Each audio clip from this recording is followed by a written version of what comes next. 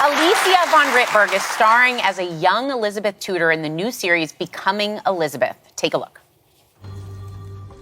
It's the Princess Elizabeth. Mr. Thomas Seymour. Do you remember me, Princess? Of course I remember you, sir. It's good. It's good to be memorable. You're my brother's uncle. Well, how disappointing to be remembered for what I am rather than who I am. Status over personhood. Would you have remembered me if it was not for my status? You do yourself a disservice, Princess. It's your face. How'd you remember that? Please welcome Alicia von Rittberg. Welcome, welcome. This is exciting. Thank you. Now, there have been various TV series, films about Elizabeth I, but never quite like this. Without giving too much away, what makes Becoming Elizabeth different? Well, this is basically a look behind the curtain. So you do not just see the princess or the royal court, but you actually have a look at the people and the relationships they have. And it's her early years, so it's the first time you actually see the girl rather than the queen we know from the books. Now, the queens we've known, the actors that have played the queens, Helen Mirren, Margot Robbie, Kate Blanchett, were you nervous about stepping? No, of course not. Stepping into this role, joining the ranks of such iconic performers. Yeah, I mean, hell yeah. I was I was so intimidated. I didn't even want to have a look at it, but then I kind of like needed it to prepare and to research as well. So I did, and actually an interview from Helen Mirren really helped me, and she said that she looked at or read something by a painter, and he was like, I'm only painting a picture of this person. I'm not saying it is her. Yeah. It's just my version of it.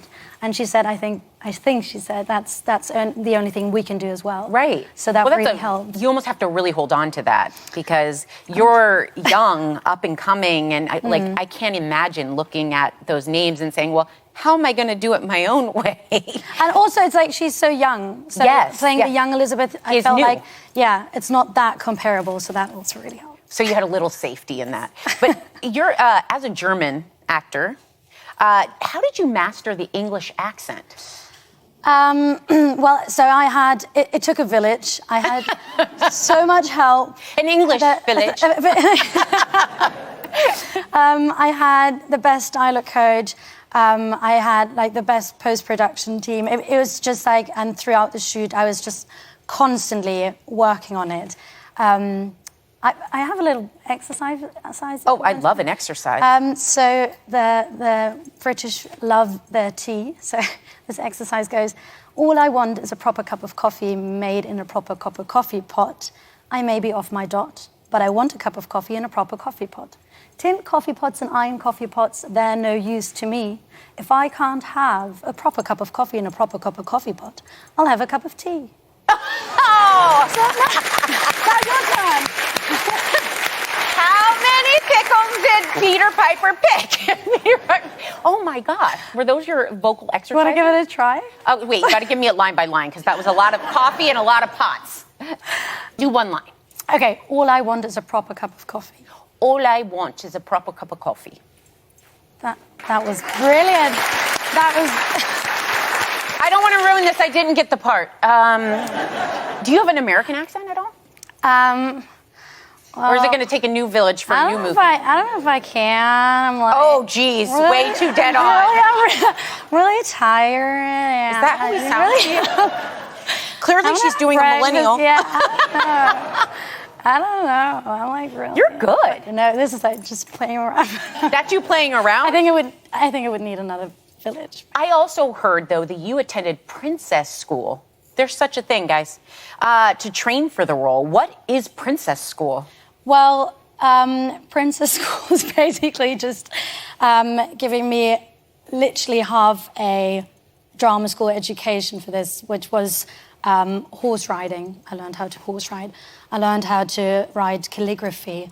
I learned how to play the virginals, which is the old piano. Yeah. How to dance Elizabeth's favorite dance, the Voltaire. I did already know how to not speak, but read a bit of ancient Greek, and that came in handy for the first time in my life. That's amazing you take all that with you, though. Yes, I seriously, I felt truly blessed. It's so cool to be allowed to learn so many skills. Now, what do you hope audiences will take away from this series? Your version, your painting. Well, I think, I hope they're just going to have fun with it, and also see how how women can lead with a vulnerable, emotional, soft voice, rather than having to adapt to a male way of leading. And I think, yeah. Now, I also have to ask you, because you're young compared to me. You're really young. But when I look at you, I think of when you come out and say to your parents, I want to act or I want to perform, a lot of parents don't see that as a lot of job security. Now that you are making it, you're doing great work, you've done great work before this, what do your parents and your 3 brothers think of you now?